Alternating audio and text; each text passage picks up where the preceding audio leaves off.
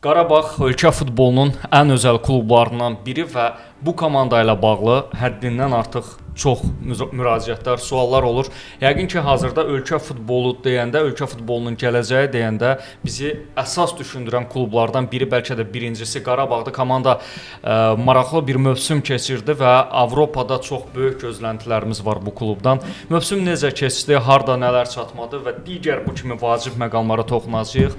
Məhz Premyer Liqamızı, futbolumuzu yaxından izləyən həmkarımız, dəyərli Aydın Bağırov bizimlədir, Qola saytının redaktoru. Aydın, xoş gəldiniz. Xoş gördük, Yazar, xoş gördük. Təşəkkür edirəm dəvətimizi qəbul etdiyin üçün. Bu dövrdə komanda ilə bağlı istədik bir mövsümə yekun xarakterli baxış keçirək. Enişli çıxışlı mövsüm idi. Əsas mövzumuz indi Qarabağda, amma digər futbolumuzla bağlı məqamlara da toxunacağıq. Əslində Avrokuboklarda ümumiyyətlə Qarabağ gözləntiləri bütün mənalarda çox artırıb son illərdə və demək olar ki, uzun illərdir və bunun fonunda çox istəklər var komandadan. Bu mövsüm ümumi indi birazdan Avrokuboklardan daha detallı danışarıq. Çempionat və kubok mübarizəsindən komanda necə görünürdü sənin üçün? Belə deyək, Qarabağ bu mövsüm ötən illərə baxanda biraz fərqli görsəndi və bu açıq deməliyik ki, komandanın xüsusən Avropa kuboklarındakı oyunlarında biz enişə doğru getdiyini gördük. Bu yerli liqada əlbəttə ki, hiss olunmadı. Əgər komandanın yerli çempionatla bağlı qarşısına qoyulan maksimum hədəf nə idisə ona satıldı. Yəni komanda çempion olubdu, baxmayaraq ki, kubokun finalında uduzdu, amma ümumən hesab edirəm ki, yerli hədəflərə nail olunub. Amma təəssüf ki, Avropa liqasında biz bunu görə bilmədik. Ümumiyyətlə Avropa liqasındakı oyunların liqa mərhələsindəki, yəni Çempionlar Liqasında falan deyil, amma Avropa liqası, sırf o liqa mərhələsindəki oyunlar Qarabağın belə deyək, bugünkü biraz vizyonuna açıq bir göstəricisi idi və o göstərdi ki, komandada nələr dəyişməlidir, nələr dəyişməməlidir, hansı yenilənmə olmalıdır, komandada ruh dəyişikliyinin, qan dəyişikliyinə ehtiyac varmı, yoxmu, o suallara tam aydınlıq gətirildi və elə ondan sonra da mövsümün son axıdıq sonları eləcə də elə sabahla oyun göstərdi ki, və komandada həqiqətən çox yenilənməyə ehtiyac var və ciddi yenilənməyə ehtiyac var. Kubokun finalından danışaq, sonra o mövzulara təkrar qayıdacağam, çünki biraz detal tələb edən məsələlərdir. Finalda əslində aşkar favoritdir bütün mənalarda Qarabağ. Düzdür, rəqib də kifayət qədər keyfiyyətli heyətə malikdir və s. Amma bəzən də deyirlər finallarda favorit olmur.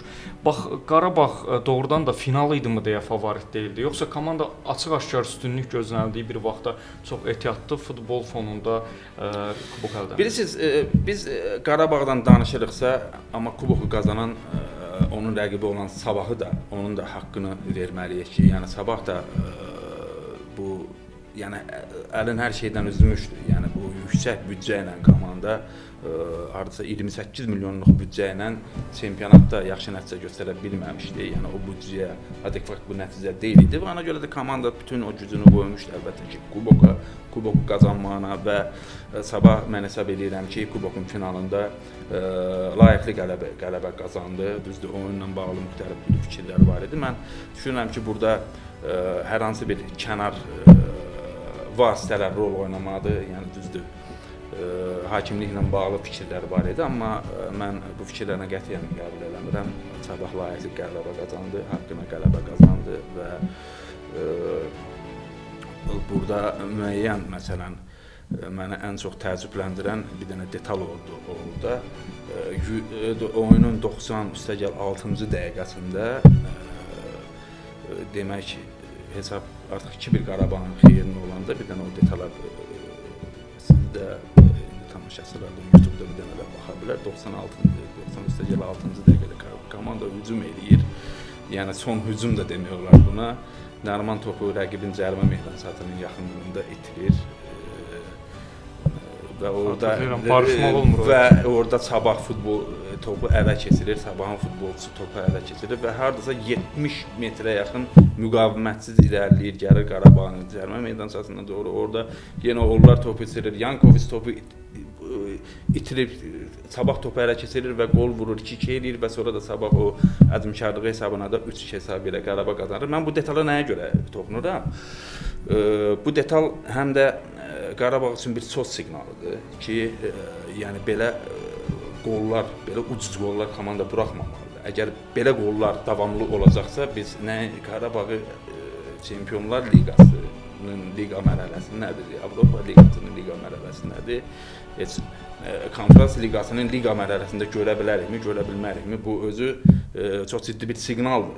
Yəni belə bir komanda, belə bir böyük komanda və Avropada ən yaxşı yerlərdə olan komandamız, Avropanın top 100-lüyündə olan bir komanda belə qollar buraxmamalıdır. Belə qollar Qarabağa yaraşan qollar deyil və mən inanıram ki, Qurban müəllim hər zaman olduğu kimi belə detalların üzərində, bizim gördüyümüz, görmədiyimiz bir xeyli bu kimi detalların üzərində o belə məqamlara çox ciddi diqqət edən bir insandır və mən əminəm ki, o da bu cür futbolçuların belə uşaq səhvlərində ciddi də belə onun üzərində işləyəcəkdir və mən inanmaq istəyərdim ki, belə səhvlər Avropa Liqasında təkrarlanmasın.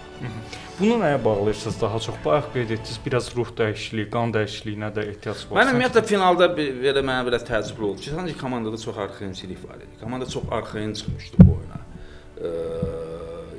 Yəni o sezonun axırı olduğuna görə əlbəttə ki, komandada o yorğunluq bu hiss olunur. Komandada müəyyən futbolçuların enişdə olduğu hiss olunur. Və bunlar hamısı təsir elədi.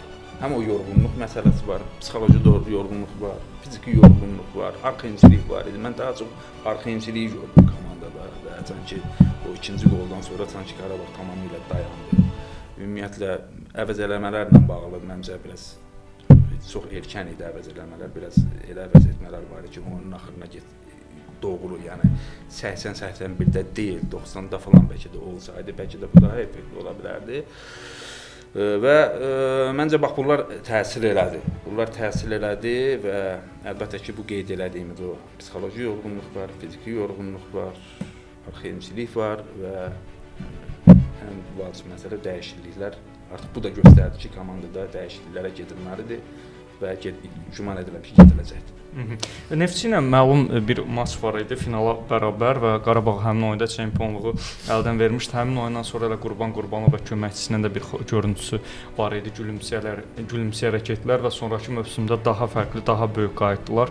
Bu finalı da ona bənzədə bilərəm. Yəni bundan sonra da bir Mən bu finalı yox, daha çox Avropa Liqasındakı o uğursuz mövsümü hardasa bənzədə bilərəm. Çünki Qarabağın bax bu müsbət tərəfi odur ki, belə nəticələr komandanı sındırmır. Nə komandanın məşqçi heyətini, nə futbolçu heyətini, nə də klubun ümumi rəhbər heyətini, yəni psixoloji olaraq bu sındırmır. Əksinə Qarabağ belə məsələlərdə tez toparlana bilir. Bir-birinə orada o bizim gördüyümüz, görmədiyimiz o dəstək burada özünü çox biruzə verir. Burada mən hesab edirəm ki, bir mənalı şəkildə Qurban müəllimin özünün bir məşqçi kimi böyüklüyünü orada bir daha göstərir ki, çətin anlarda, kritik anlarda komandanı o ağır durumdan çıxara bilir. Yəni söhbət burada həm nəticələrə aiddir, həm də biz Qarabağın çox prinsipial oyunlarını görmüşük ki, həmin oyunlarda komanda çox hazırlaşıbdır. Yəni söhbət Avropa Kubokunun oyunlarından daha çox gedir ki, biz bir çox oyunları görmüşük ki, orada komanda toparlanıb, həlledici məqamlarda öz iradəsini, ədilkarlığını ortaya qoya bilib və müəyyən əgər səhvlər varsa, onları da aradan qaldırıb. Düşünürəm ki, bu dəfə də elə olmayacaq, amma eyni zamanda gecikmək də lazım deyil. Söhbət transfer məsələlərindən gedir ki, yəni artıq iyunun 18-i səhv eləmirəmsə Qarabağ rəqibi müəyyənləşir və iyulda artıq ilk oyunu olacaq Qarabağın və o vaxta qədər artıq transferlərin heç olmasa yarısı həyata keçməlidir ki, o futbolçular o ilk oyunlara qədər hazır olsunlar. Heç olmasa ikinci mərhələnin oyununa qədər hazır olsunlar. Yox, transferlərdə gecikmə olsa, bax məni ən çox bu gün üçün narahat edən məqam odur ki, biraz ola bilər ki, bilirsiniz ki, o istənilən futbolçu məsələsi var, bu gəlmə məsələsi var, onlarla danışıqlar var və detallar çoxdur. Onların gecikməsi məni ən çox narahat edən o ki, bəlkə də onlar Məsələn, ikinci, üçüncü mərhələdə artıq o transferlərin gecikməsi hardasa Qarabağın o liqa mərhələsində, play-offda liqa mərhələsindəki oyunlarına təsir edə bilər. Bax, bu məni daha çox. Bu mənada da nümunələr olub indiyə qədər də. Yəni çox olur. İndi uyğunlaşma məsələləri var ki, futbolçu necə uyğunlaşacaq biləcək. Məsələn, Junior gördük ki, biz gələndə çox uzun çəkmədi belə proseslər. Amma məsələn daha əvvələ gedəndə biz görürük ki, məsələn Qarabağda indi yadımda qalanları deyim, Reynaldo var idi. O onun uyğunlaşmağı daha uzun o period uzun getdi orada. Və yəni bu detallar olur. Yəni futbolçu əlbəttə ki, gələndə o dəqiqə uyğunlaşa bilməz. Yəni bu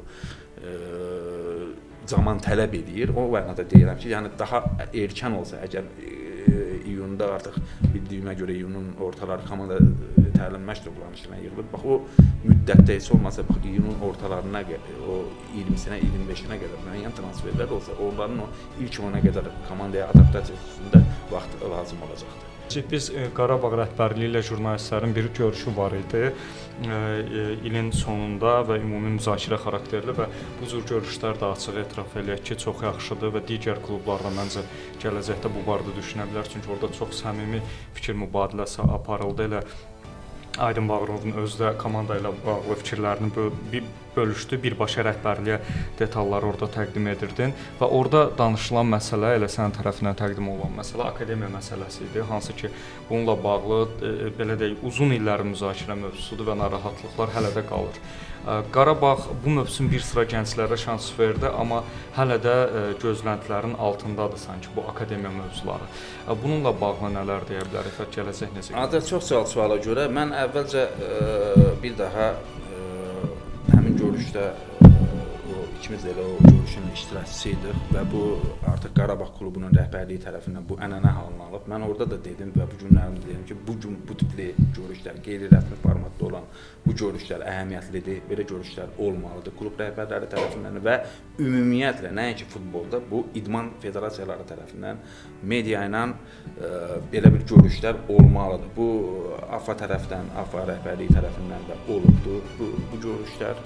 Və son görüşdə mən özüm də iştirak eləmişəm, məhdud tərkibdə orada bir görüş olmuşdu və orada mən nəyə görə deyirəm, bunlar vacibdir, çünki orada artıq elə məsələlər var ki, bu artıq media səviyyəsində bu müzakirəyə çıxarılır təbii ki, orada bir deyilən məsələlərdir, amma artıq yeni gələn rəhbərliyə, o klub rəhbərliyinə artıq həm sənin fikirlərini artıq tete-a-tete çatdırmaq üçün imkanı olur.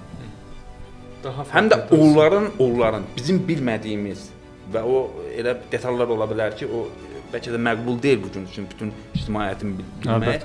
Bunların ötürülməyə bunlar yaxşı bir haldır və orada həm jurnalistin özünün informasiyası olur ki, sabahların bir məsələni təhlil eləmək üçün, doğru təhlil eləmək üçün ümumiyyətlə mütləq şəkildə informasiyan olmalıdır. Fərziyyə deyil, sən birinci növbədə birinci informasiya çıxışın olmalıdır.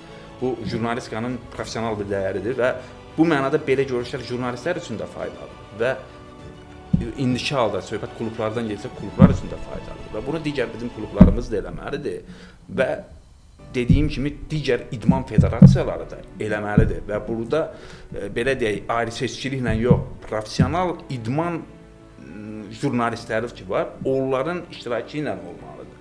Başa düşürsünüz, professional adamları. Professionallardan söhbət gedir. İdmanı bilən adamların, futbolu bilən adamlarla bu müzakirələr olmalıdır. Onlara deyə bilər ki, məsələn sizdən nə çatır, nə çatmır. Jurnalistika, professional jurnalist mən nəyə görə deyirəm? Çünki jurnalistin çox iti müşahidə qabiliyyəti olur. Bugün bir klub rəhbərinin görə bilmədiyini, bir məsələn dövlət məmurunun görə bilmədiyini, bir nazirliyin işçisinin görə bilmədiyini jurnalist daha da tez görür, daha da müşahidə edir və bunu qabardır. Yaxşı olardı ki, bunlar ictimai formada qabardılmazdan əvvəl heç olmasa kimlər ki bugün medianı qınayır ki, niyə bizi tənqid edirsən falan, bu tənqidlərdən qorxmaq lazım deyil, tənqidə açıq olmaq lazımdır, müzakirəyə açıq olmaq lazımdır. Bir yerdə oturub bir istəsən çay içmək lazımdır ki, bu problemləri biləsən və bunu həllinə başlayasan.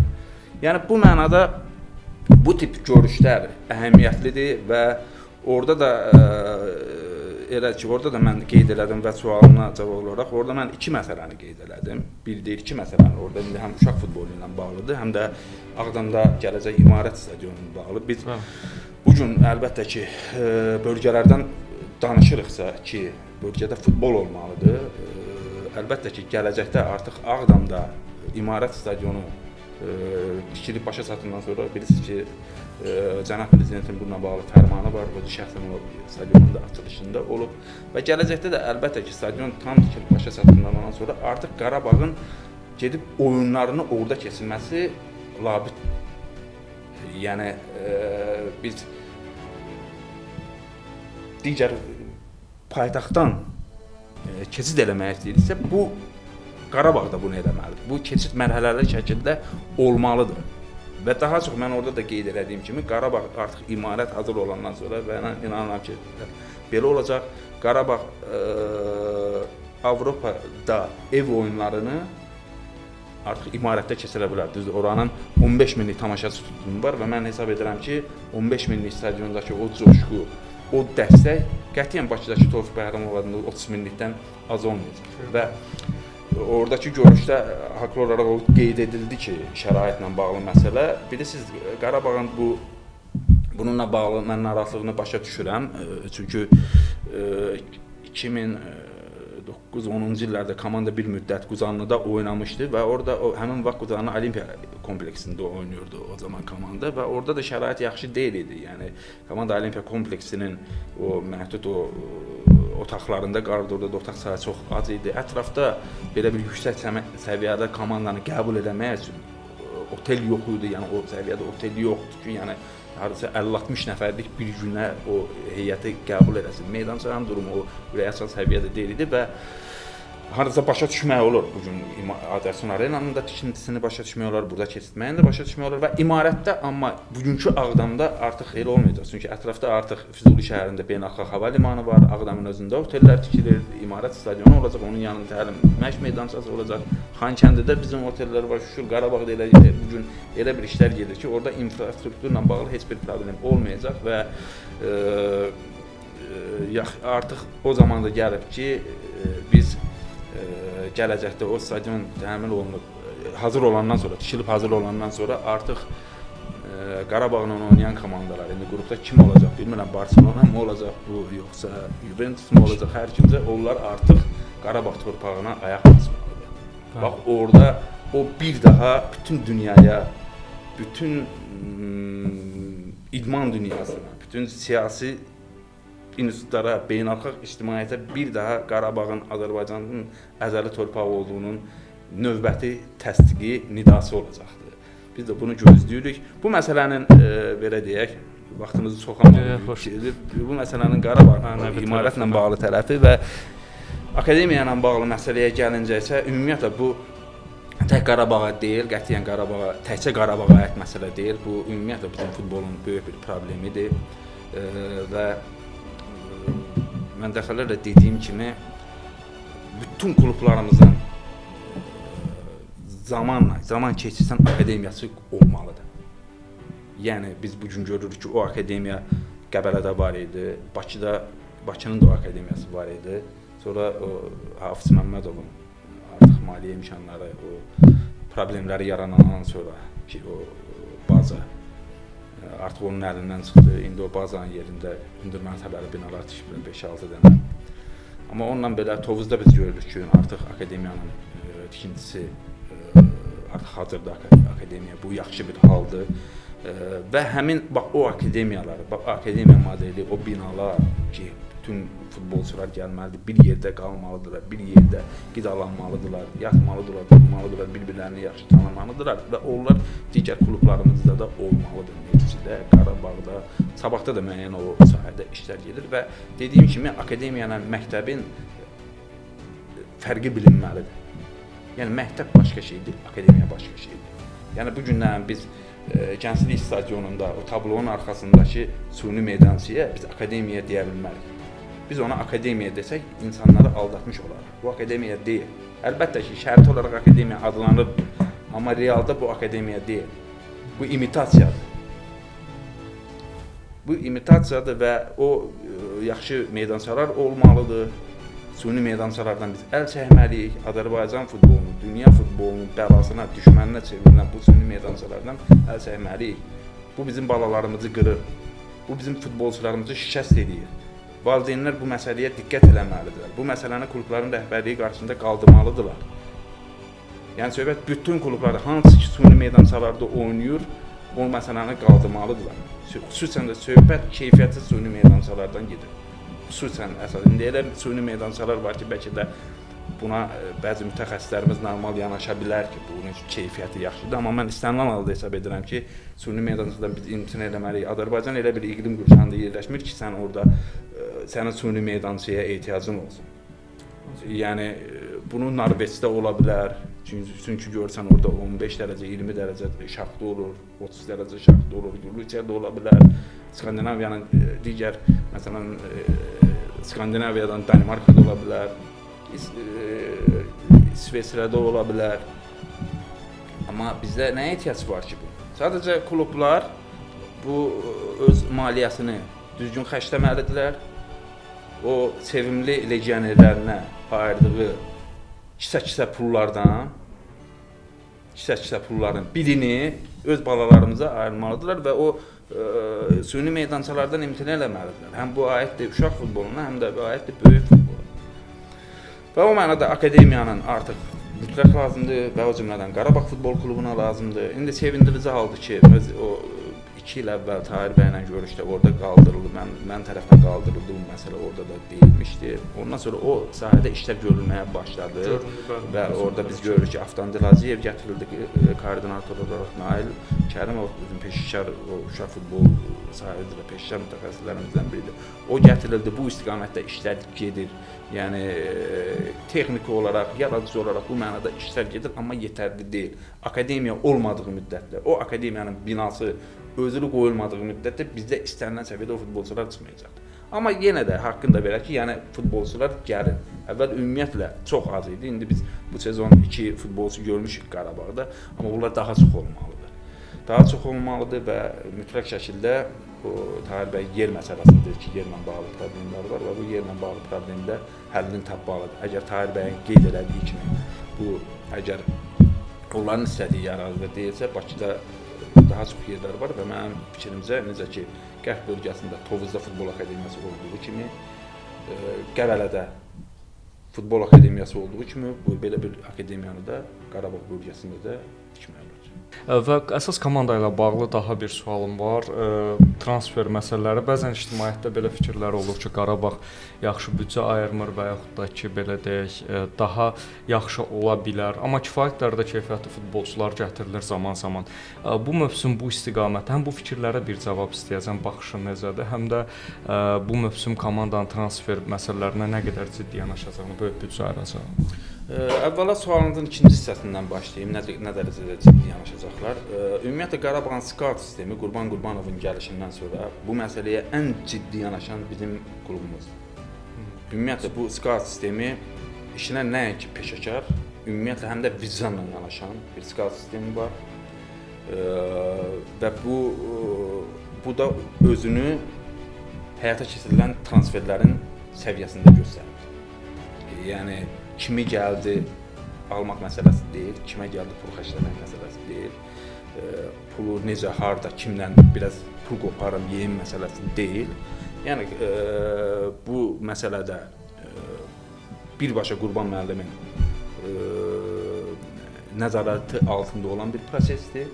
Bu gedir və səhv eləmirəmsə artıq 16-cı ildir ki, Qarabağda eyni scout sistemi çalışır və yaxşı da çalışır. Amma bu əlbəttə ki, 16 il ərzində hansısa bir mövsümdə o istədiyin kimi transfer eləməyə bilərsən. Məsələn, sizin nə qədər verilişiniz olub?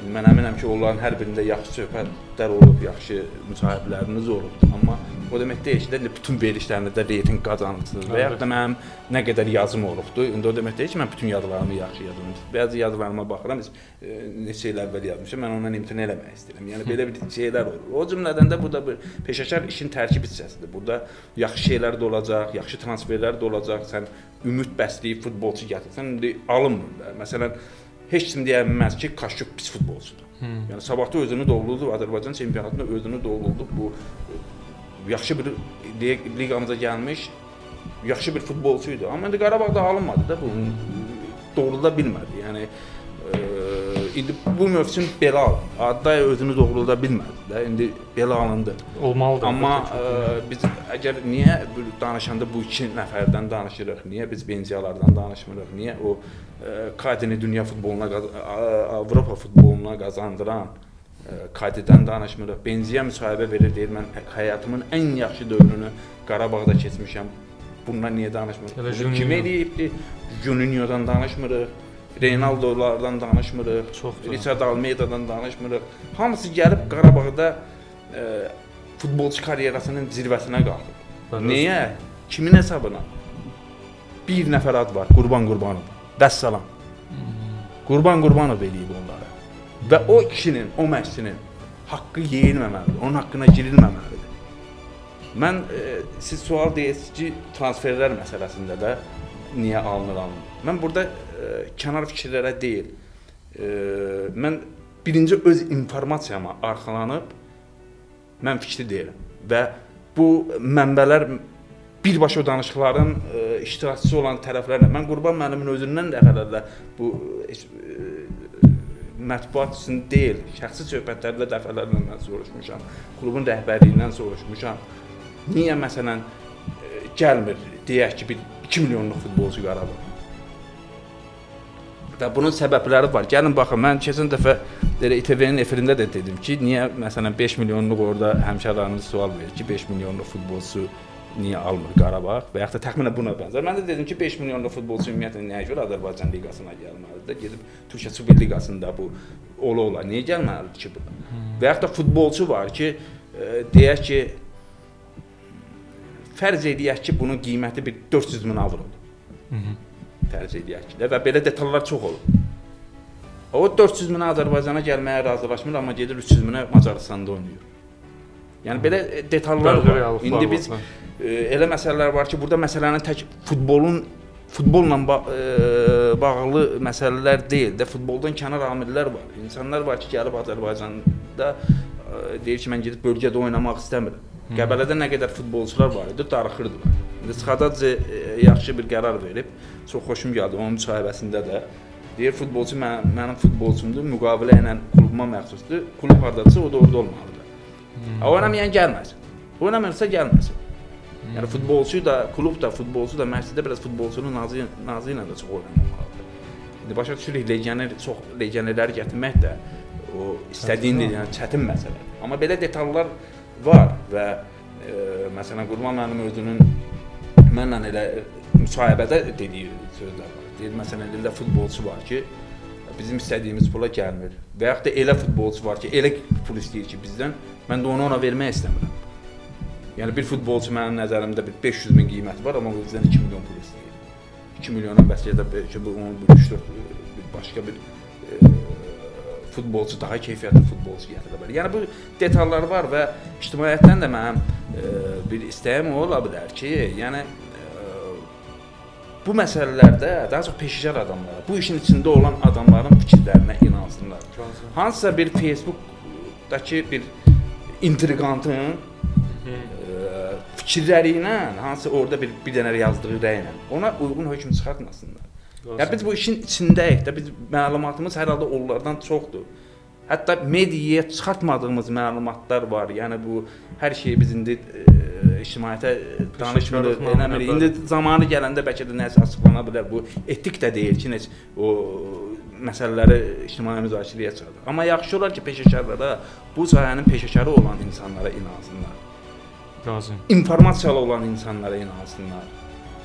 Bax, bu məsələdir. Və o da belə elə şeylər olanda, bu da kənardan bir klub haqqında əziyyəti keçən insanların haqqına girmiş kimi olur. Açıqcası söhbət bundan gedir. İndi mən inanıram ki, qarşıda yaxşı bir transfer dövrü gəlir. Yenə deyirəm, yaxşı mən inanıram ki, yenə də yaxşı bir transferlər olacaqdır. Sadəcə bayaq dediyim bir dənə məsələ ki, bir dənə mümkün olan qədər gecikməmək lazımdır. Bəli.